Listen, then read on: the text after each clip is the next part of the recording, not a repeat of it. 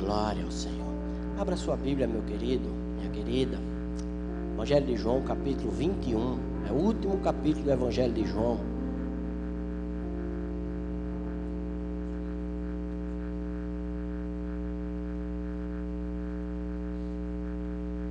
Vou dar um tempo, eu quero que você abra aí. Se você tiver no celular, pode abrir no celular. Não tem problema não, não tem preconceito com isso não. Mas eu quero que você tenha o texto. Ele pode até ser projetado ali, não há problema. Mas nada substitui o privilégio de você ter o texto na mão.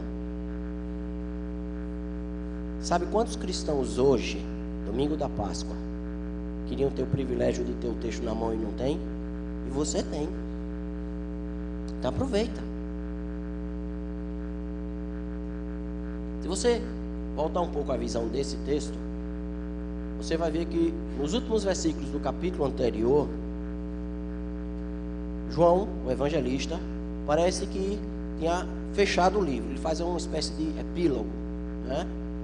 Os versículos anteriores, antes do capítulo 21, que é o que a gente vai trabalhar, né? Os discípulos viram Jesus fazer muitos outros sinais, além dos que se encontram registrados nesse livro. Estes, porém, estão registrados para que vocês creiam que Jesus é o Cristo, o Filho de Deus, e para que, crendo nele, tenham vida pelo poder do seu nome. Parece o final, né? Eu acho, viu? Dá licença também achar as coisas, né? Que depois que ele escreve isso, aí ele parou, pensou assim, peraí que faltou um caso ainda para contar. Aí ele vai contar mais esse.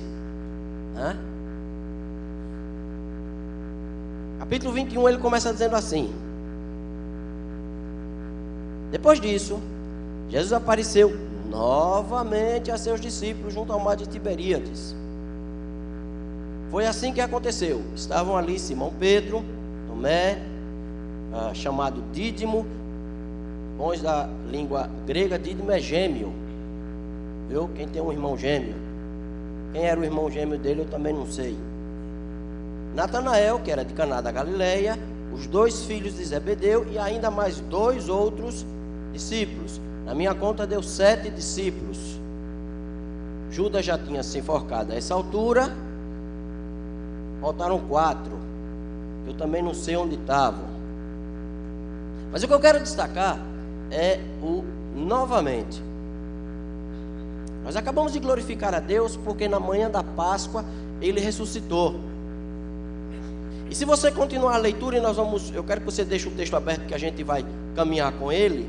Você vai ver que essa é a 3ª vez que Jesus aparece aos seus discípulos. É a primeira na Galileia, depois de ressuscitado. As 2 outras vezes, ele aparece aos discípulos em Jerusalém.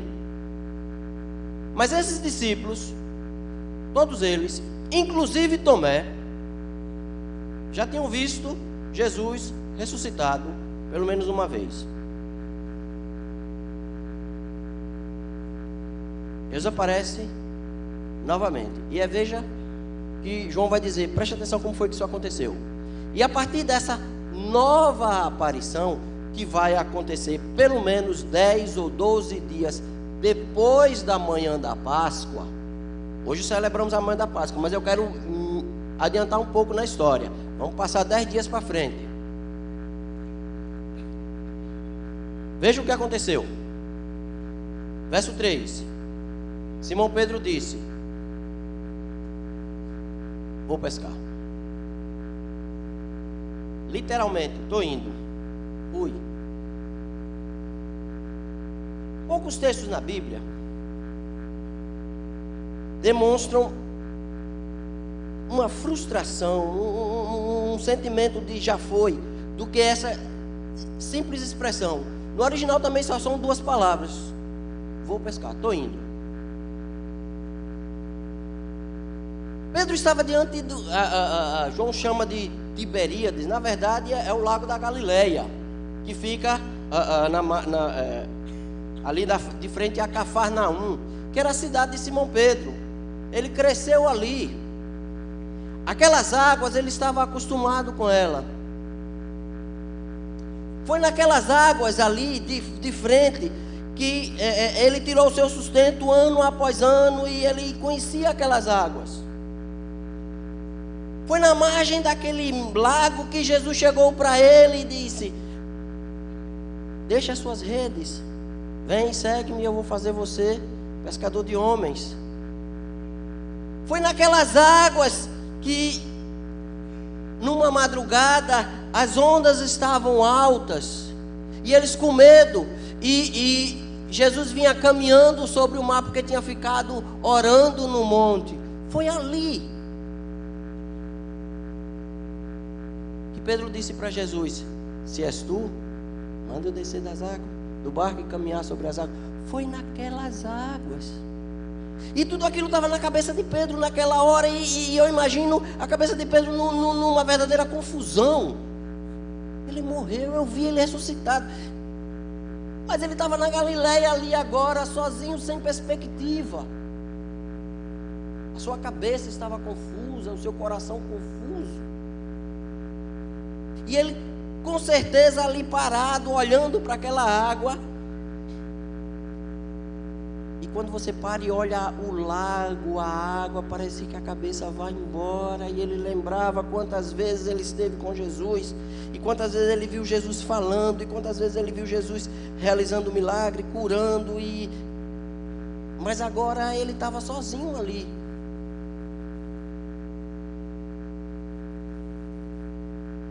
Quantas vezes nós vivemos situação semelhante? Pedro já tinha visto Jesus ressuscitado. Pedro estava presente quando Jesus disse para Tomé: bota teu dedo aqui do meu lado e vê que sou eu mesmo. Quantas vezes nós já temos tido experiências com Cristo, mas chega uma hora que nós descemos o vale da sombra da morte, a cabeça atrapalha, o coração se aperta, e na caminhada do dia a dia a gente parece que perde a perspectiva. O que foi que aconteceu? Eu me perdi para trás. Como é que eu cheguei aqui? Parece que essa manhã não significa mais a mesma coisa. O dia está pesado. As esperanças são só canções longínquas. Pedro está confuso e frustrado da vida. Só lhe resta dizer: vou pescar. Tentar fazer alguma coisa, mudar essa história. Mas sabe o que é mais triste? Está aberto o texto. A questão não é nem que os outros discípulos disseram que iam com ele. É que a confusão e a tristeza e o peso tornam-se muito maior.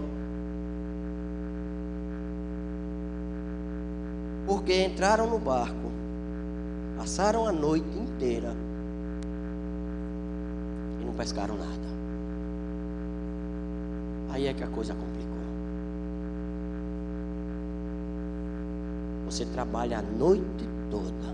Era o que ele fazia, era a profissão dele, ele sabia, ele tirava o sustento, ele conhecia aquelas águas. Mas naquela noite não pescou nada. Pensa na frustração de um homem. Pensa na decepção de um homem acabado. Pensa no homem destruído, destroçado, desmoronado. Eu sei que você sabe o que é isso. Você já passou por uma experiência assim. Talvez até agora mesmo você esteja aí olhando para a sua própria história e diz: olha, eu de tão frustrado voltei para pescar. E nem isso ajudou, porque pesquei a noite toda. A rede está vazia. Não estou trazendo nada. Não me resta nada. Seria de Pedro. Mas preste atenção. Não é cedo, ao amanhecer. Esse negócio de amanhecer é coisa boa. As misericórdias do Senhor, quando amanhece, toda noite de trevas, pode durar a noite toda o choro. A alegria vem pela manhã. É sempre assim. Ele está lá no barco. O texto diz que dá uns 90 metros mais ou menos da areia até onde ele estava. E nessa distância ele não conseguiu ver exatamente quem estava lá. Mas ele ouviu alguém perguntar: tem peixe aí? Literalmente, tem mistura para botar na comida? Tem alguma coisa aí para a gente comer? Para começar o dia bem? Olha a resposta. Está o texto aberto aí? Verso 5. Ele perguntou: filhos, por acaso vocês têm peixe para comer? Eles responderam: não, tem nada. O que é que pode ser pior?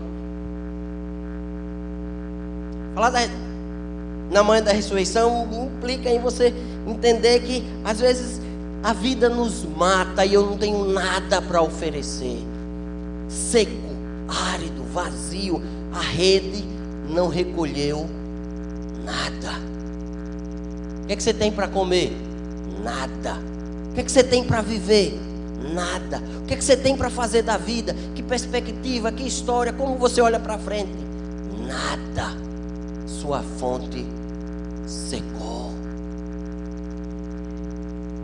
É triste. É terrível. Joga a rede aí do lado direito. O texto não diz, mas eu imagino que eles devem ter pensado assim: esse cara deve conhecer uma técnica diferente de pesca que a gente não conhece. Vamos arriscar. Pior do que tá, não fica, né? Já não pegou nada mesmo. Nada por nada, um outro nada. Joga a rede. Quando jogaram a rede, ela voltou cheia de peixes.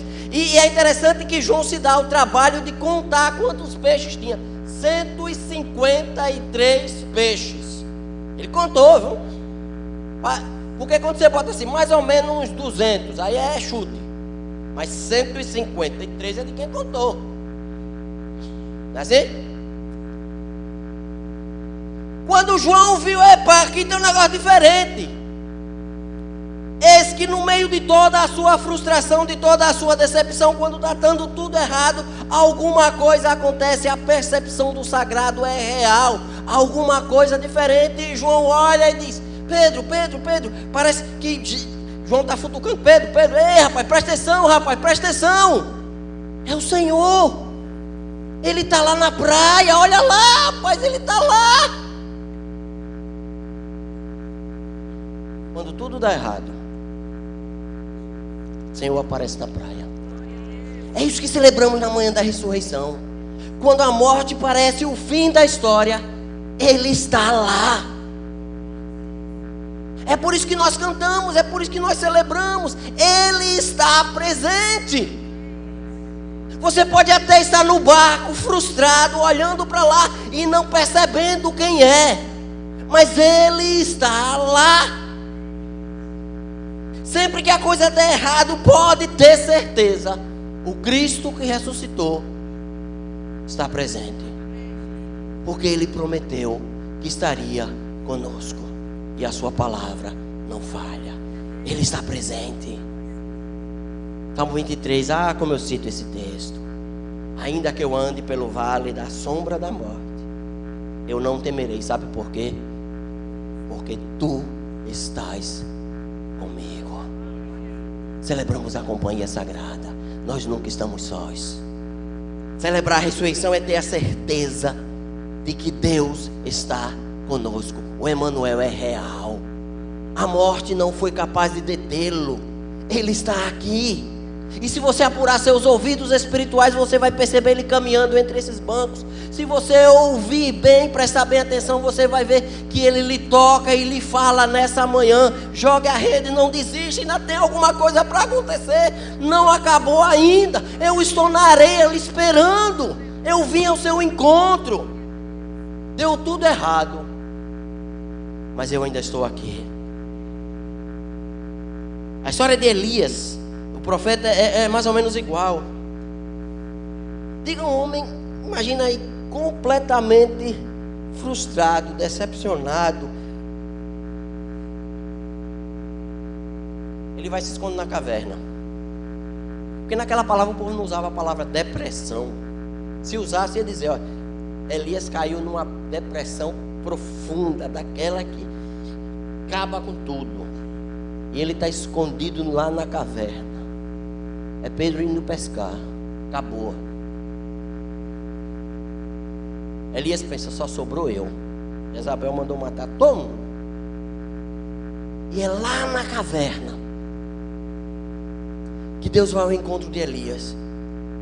Ei, rapaz, o que você está fazendo aí? E ele começa a resmungar. Sabe aquele crente chorão resmungando que está...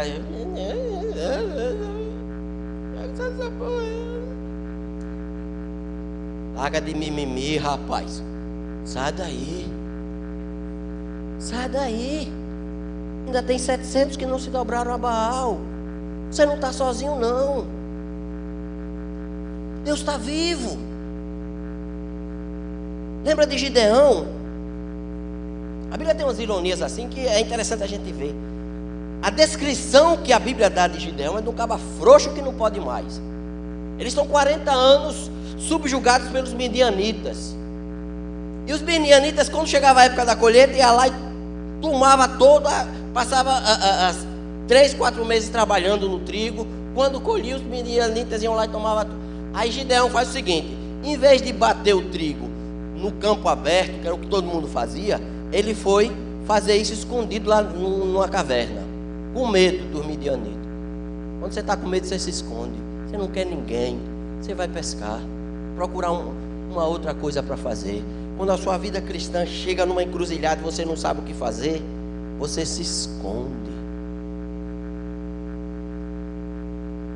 O anjo do Senhor, olha a ironia, varão valoroso. É de brincadeira, né? É de brincadeira. Mas tem uma razão de ser do medo, da frustração de Gideão. Quando o anjo diz, olha, você vai libertar o povo, ele diz, olha, é o seguinte, eu ouvi a história dos meus pais e vi que Deus realizou maravilhas, mas hoje eu não vejo mais acontecer isso. Cessou. Quando a manifestação cessa, a frustração bate, o medo assusta. Quando a manifestação de Deus para, as perspectivas se acabam. E é nessa hora que Deus vem ao encontro de Gideão e diz, vai lá e na tua força liberta esse povo, porque Deus está presente. Quando Pedro fica frustrado, quando ele pensa que acabou, e olha que eu estou falando de Pedro, e eu insisti, já tinha visto Jesus ressuscitado. Você vai dizer, mas eu sou crente. Pedro também era. Eu já vi a manifestação de Deus. Pedro também.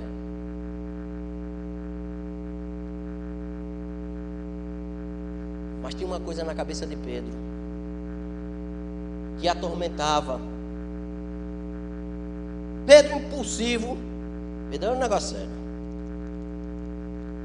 Senhor, ninguém bota a mão no Senhor não, hein? Se um se levantar, deixa que eu te defendo. E ele bem que tentou, né? Puxou-lhe a espada, arrancou-lhe a orelha do coitado do soldado, né? Pedro, menos. Essa noite, você vai me negar 3 vezes. Pedro, diante do lago da Galileia, pescando a noite toda. Você faz ideia de quantas vezes essa cena voltou à sua cabeça? Jesus dizendo, essa noite você vai negar. E ele lembrando que foi isso mesmo que ele fez. Ele disse, olha, Jesus foi até a morte e eu neguei. Eu não mereço nada. E o texto de Marcos diz que na hora que Jesus está saindo da sala do Sinédrio, Pedro está esquentando na fogueira do lado de fora. O texto diz que eles dois não se diz uma palavra. Um olha no olho do outro. Ah, matou Pedro. Matou Pedro. Quando Jesus olha no fundo do seu olho, o que é que ele vê? O que é que ele vê quando olha no fundo do seu olho? Pedro estava confuso, Jesus está ali. Pedro disse, rapaz, eu tenho que ir lá. O texto diz que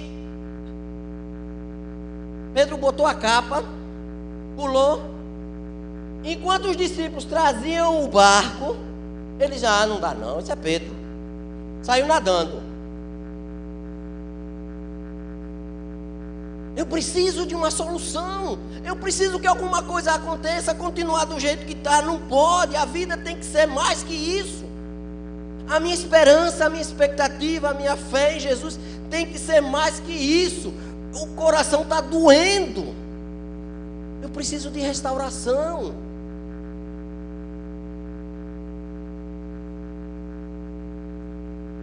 Preste atenção. Verso 9.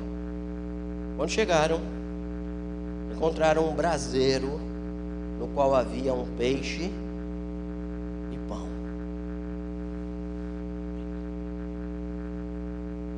Ah, Jesus. Fogo, pão, peixe. Nesse tanto, Jesus tinha perguntado para eles: vocês têm o que comer?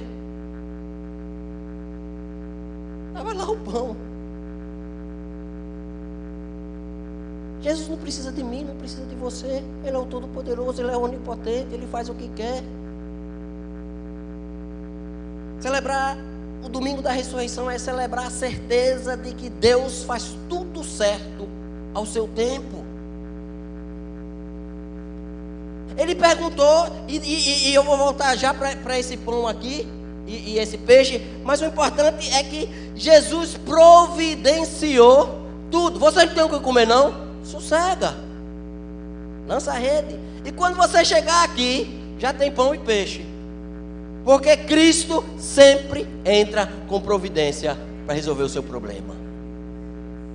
Ele faz todas as coisas. Ele não precisa da minha ajuda, porque se precisasse da minha ajuda eu estava perdido. Porque eu lanço a rede a noite toda e não sai nada. Mas quem acende o fogo, fogo, ô glória. Quem providencia o peixe é Jesus.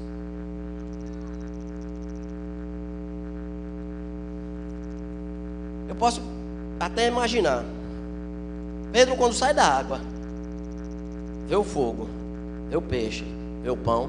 Sabe o que é que ele deve ter pensado?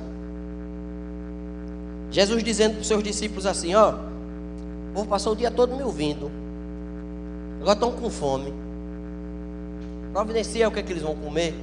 Senhor, não dá.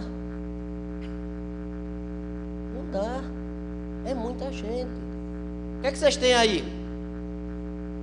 Não é que Jesus precisava daqueles pães e peixes. Um Deus que cria a terra com uma palavra e diz: haja luz, e houve luz. Não precisa de pão e peixe para alimentar uma multidão.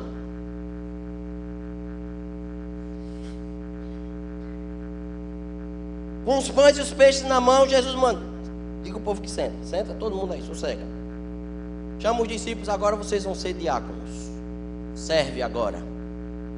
E Jesus começa a partir o pão e começa a partir o peixe. E eu sempre que leio esse texto, eu fico imaginando os discípulos olhando para Jesus assim para o pão, e olhar para o pão assim, e partia e o pão não acabava. Aí um olhar para o outro assim e olhava, e partia, o pão não acabava, e partia mais. E olhava de novo. Porque quando Jesus age, quando Jesus entra na história, o que era impossível acontece. Foi exatamente isso que Jesus disse para Marta diante do túmulo do seu irmão Lázaro: eu não já lhe disse que se você crer, você vai ver a glória de Deus? Mas Senhor, já tem 4 dias, e daí? Eu sou a ressurreição e a vida. Quem crê em mim, ainda que esteja morto, viverá. Quem crê em mim, ainda que esteja no barco pescando, sem pegar nada, frustrado da vida, quem crê em mim, quando chegar na areia, tem pão e peixe lhe esperando. É assim que Jesus faz. Ele não precisa da sua ajuda. Ele faz porque pode fazer. É claro que de vez em quando tem uns assim que quer ajudar Deus, aí a confusão é grande. A pessoa, Sara querendo dar uma ajudinha para Deus. Ó, Abraão, vamos tomar um atalho aqui, dar uma ajuda para Deus, que esse negócio não está funcionando não. Mas menino, diga a confusão que deu. Não queira ajudar Deus não. Se submeta à sua vontade. Deixa Ele agir na sua vida do jeito que Ele quiser. Deixa Ele arrumar a sua vida. Deixa Ele botar as coisas do jeito que Ele quer. Deixa Ele trabalhar com você. Porque é Ele que tem fogo, pão e peixe na beira da praia esperando por você. Mas sabe o que mais? Vamos para o texto. Verso 10. Disse Jesus: traga alguns dos peixes que vocês acabaram de pescar. Verso 12. Venham comer. Já tinha peixe. Mas Jesus diz: agora traduz de lá também. Jesus está dizendo: olha, eu não preciso dos peixes de vocês não, viu? Mas trago de vocês também. Sabe o que Jesus está dizendo? E ele diz: venham comer. Deixa eu falar logo dos peixes, depois a gente vai para o comer. Precisar não preciso não, mas é tão bom quando você traz.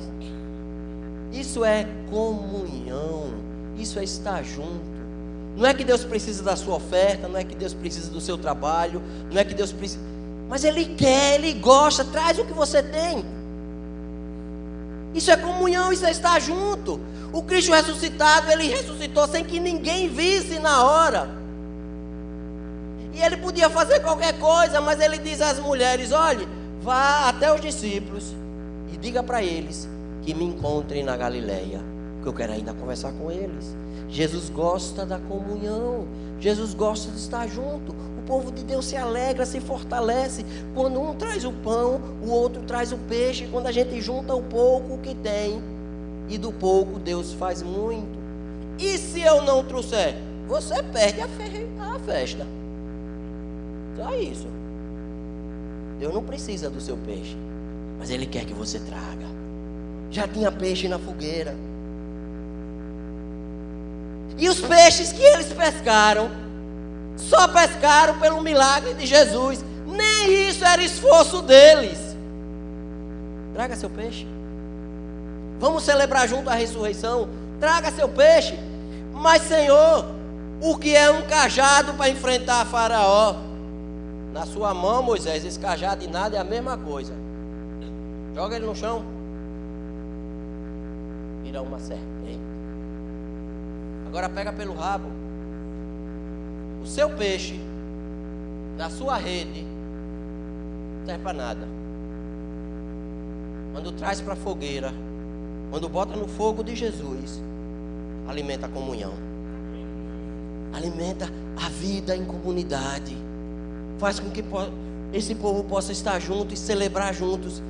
O texto diz que ninguém perguntava quem era, porque a presença de Jesus se faz tão soberana que não carece de pergunta, basta desfrutar, basta experimentar. E aqui é onde eu entro na questão da comida, porque toda vez, e a Bíblia repete isso incontáveis vezes. Isso aí merecia uma série de 200 mensagens. Toda vez que Jesus quer operar, entrar na história, fazer uma coisa maravilhosa, Ele não celebra de outra forma. Ele chama para comer. Presta atenção. A gente está falando da Páscoa, né? Naquela noite, Deus disse para Moisés: olha, matem um cordeiro, manche os umbrais da porta de sangue, e vocês dentro de casa vão fazer o quê? Comer.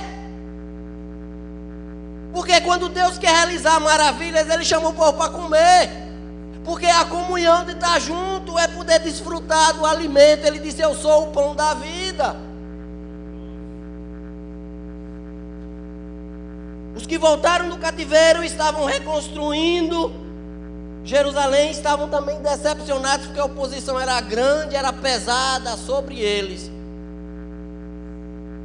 Neemias reúne o povo e diz assim: junte o que você tem de comida, distribua com o povo, comam das gorduras e das delícias. A comida para Neemias representava, sabe o quê? Porque a alegria do Senhor é a vossa força. Venham comer. O Cristo ressuscitado nos convida nessa manhã, venha comer.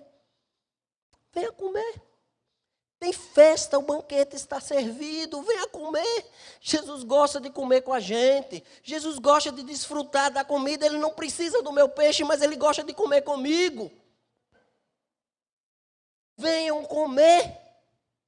Depois vem a história da restauração de Pedro. Aquele vocês conhecem, amas-me e tal. Mas antes disso tem o venha comer. Pedro, eu só vou poder restaurar a sua vida se você comer comigo. Eu só posso fazer um milagre acontecer na sua história. Eu só posso mudar a sua trajetória. Eu só posso aliviar o peso que está no seu coração. Eu só posso trazer dia claro à noite escura que lhe atormenta. Se você comer comigo. Se você desfrutar desse momento. Depois a gente resolve as coisas. Primeiro, vamos comer. A manhã da ressurreição é um convite a comer com Jesus. Desfrutar da sua mesa.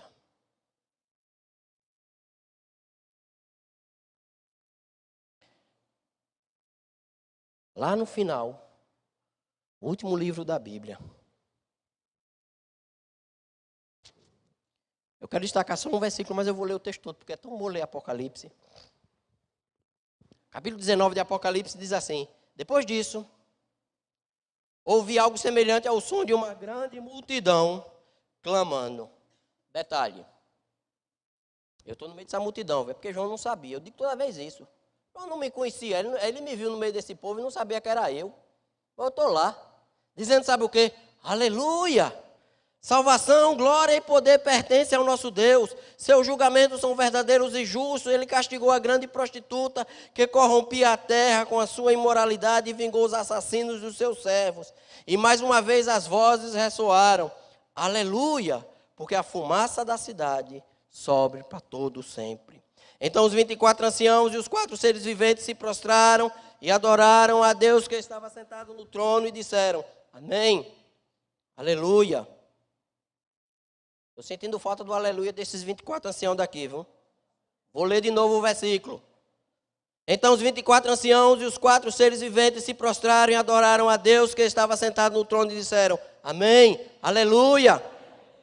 E do trono veio uma voz que dizia: louvem o nosso Deus, todos os seus servos, todos os que o temem, pequenos e grandes. E em seguida ouvi outra vez algo semelhante ao som do clamor de uma grande multidão. Olha eu no meio dela. Como o som de fortes ondas, como o som de violentos trovões. Aleluia! Porque o Senhor, o nosso Deus, Todo-Poderoso, reina. Alegremo-nos, exultemos, a Ele demos glória, porque chegou a hora do casamento do Cordeiro. E a sua noiva já se preparou. Ela recebeu um vestido de linho fino, puro e branco, porque o linho fino representa os atos justos do povo santo. Agora chega o verso 9, que é o que eu quero destacar. E o anjo me disse, escreve isso: felizes os que são convidados para o banquete do casamento do Cordeiro. E ele acrescentou: essas palavras são verdadeiras e fiéis palavras de Deus. Sabe o que é que vai acontecer? Eu sou a noiva, você é a noiva do Cordeiro. Eu sou convidado para o banquete. A mesa já está posta. Jesus disse: na casa do meu pai há muitas moradas. E eu vou levar vocês para sentar à mesa comigo. Nós vamos celebrar o Cristo ressuscitado por toda a eternidade. Nós vamos glorificar, nós vamos exaltar, nós vamos bendizer o nome do Senhor, porque vamos comer com Ele na mesa. Feche os seus olhos, baixe suas cabeças. Você pode estar frustrado como Pedro esteve. Você pode estar querendo desistir de tudo. Você pode estar querendo, entendendo que as suas ideias agora estão lhe levando para um buraco cada vez maior. Seu coração pode estar apertado, doído nessa hora. Mas pode crer, meu querido, Jesus está na praia, está olhando para você. Você não está sozinho, não. Nessa manhã da ressurreição, sua veste de luto será trocada por vestes de alegria. As suas lágrimas rolaram até a noite.